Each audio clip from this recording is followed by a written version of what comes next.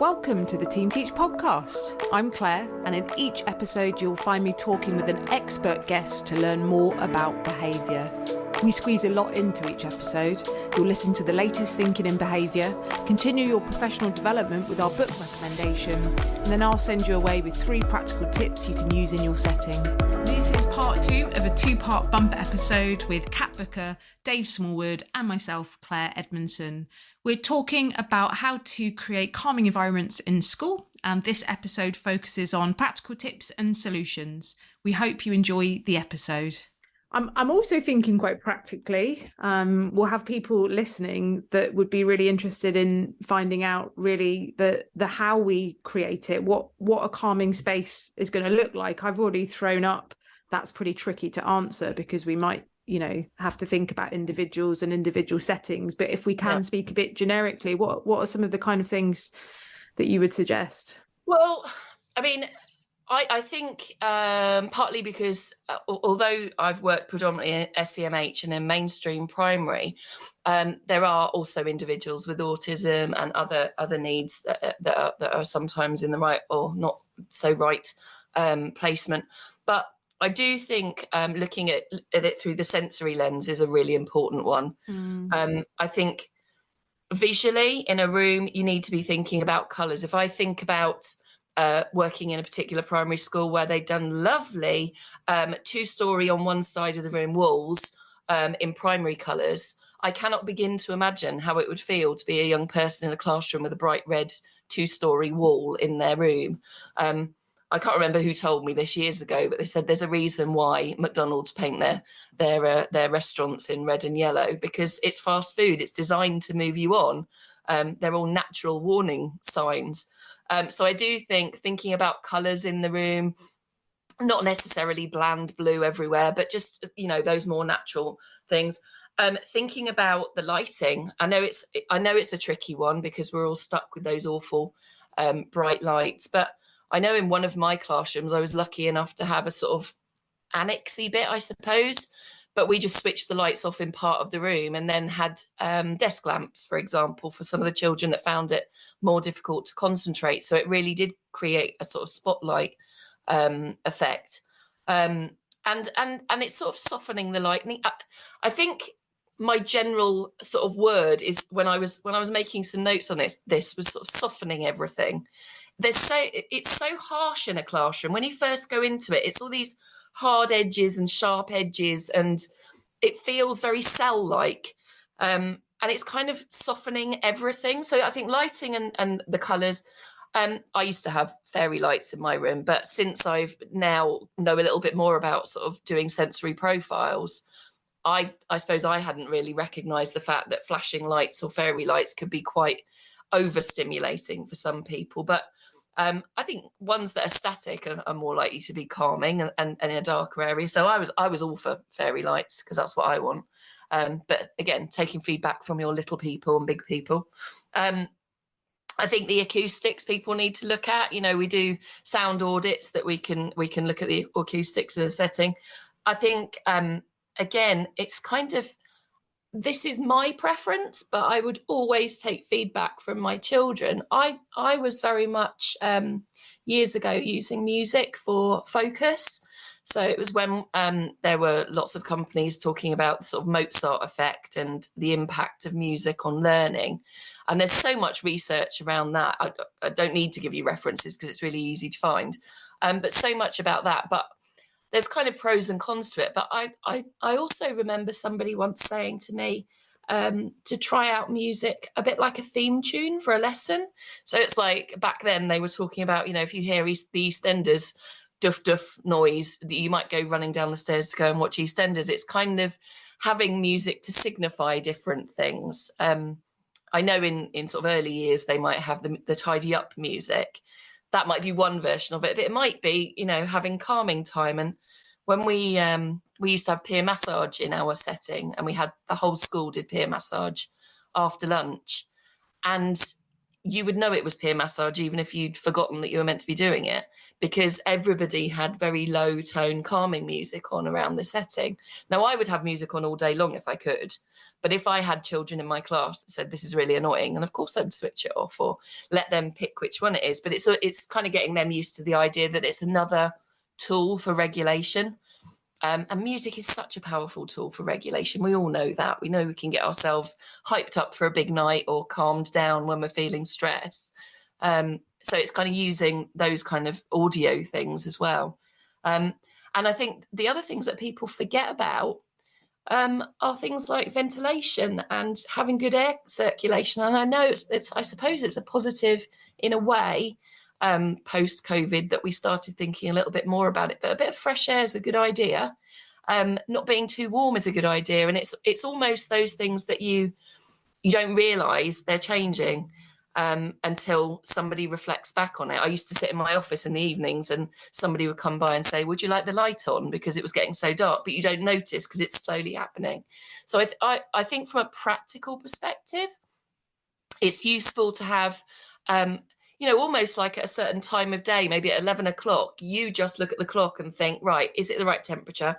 Is it the right volume? Is it the right, have we got enough air in here? That kind of thing, just so you've got a touch base for yourself to make yourself conscious of it. So yeah, they're the kind of, those are some of the practical things in terms of the big sort of plan ahead. I would say though, the majority of what I've learned over the years has also come from nurture practice, really. It's having set up nurture rooms with those, I mean, people that have got nurture rooms will know about this, but the idea is that you set up 4 zones in it.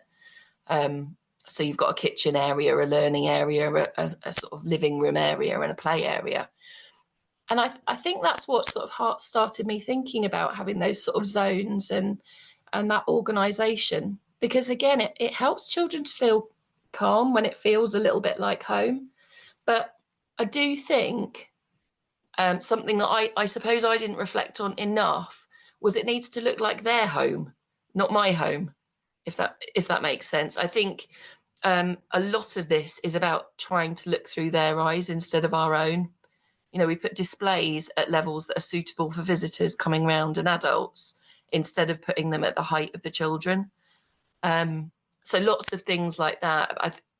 I've had I will read it to you because there was a quote that I found a while ago and I thought it was wonderful. It was from Brené Brown, and she talks about the sort of what empathy is, and she says we need to dispel the myth that empathy is walking in someone else's shoes. Rather than walking in your shoes, I need to learn how to listen to the story you tell about what it's like in your shoes and believe you even when it doesn't match my experience. So I think it's not just if I were you, that's what I would like. It's if I were you and I was you, what would I like in this room? What helps your students to feel comfortable? I've done a proper monologue there, haven't I? And I've gone on another wonder, haven't I? I think it's great what you're saying. And I think the important thing about everything that you say is we don't need masses and masses and masses of resources to be able to set up a calming environment. It's just like small little tweaks, isn't it? We can do it without spending loads of money. When we think about, I'm going to create a calming environment, I need to get bubble tubes and I need to get wonderful lighting that changes to the music. We don't. It's just, like you said, softening everything a little bit and making them feel comfortable. And it's that values-driven practice that we talk about on Team Teach.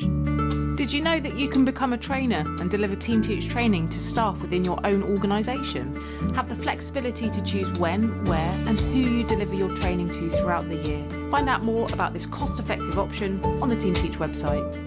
I was going to say, I think a lot of the most successful things that I've seen and also done myself is where I've just brought a bit of my home into school. I've got plants, and having plants in a room is so important, I think. Not just because, people talk about the oxygen and all the rest of it. It's not really the main reason. It's simply because human beings are driven to want to have nature around them. It makes us feel comfortable.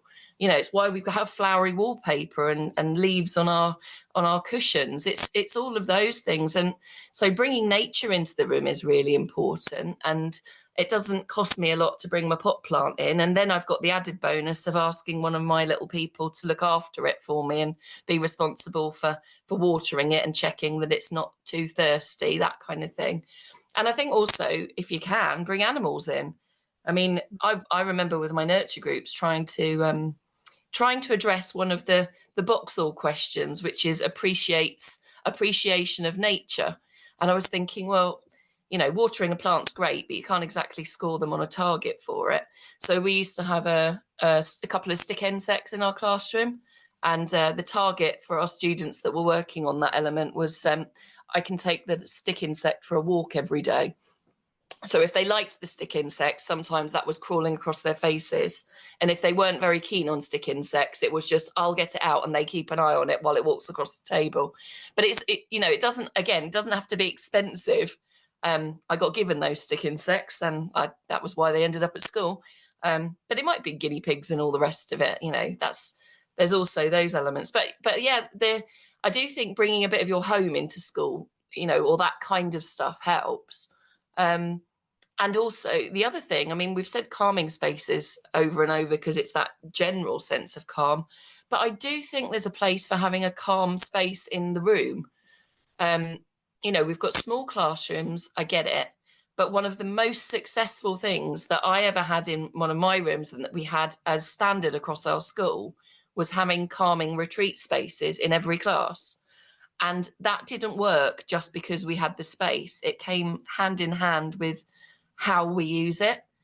It wasn't used just to go to when you were cross, but it could be.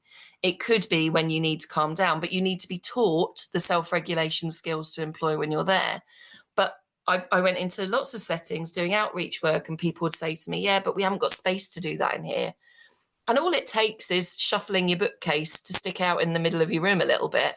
And suddenly you've got an extra corner that you can still see them, but they aren't being stared at by their peers, and they're not looking at the person that's just wound them up, and that they can start to employ some of those calming strategies. So I do think like a beanbag and a few cushions in a corner really does pay dividends, but the staff need to learn how it gets used more than the children do, because the biggest failure you can have with that is as soon as a child goes over, follow them and say, oh, I can see you're using the retreat area. What's the problem?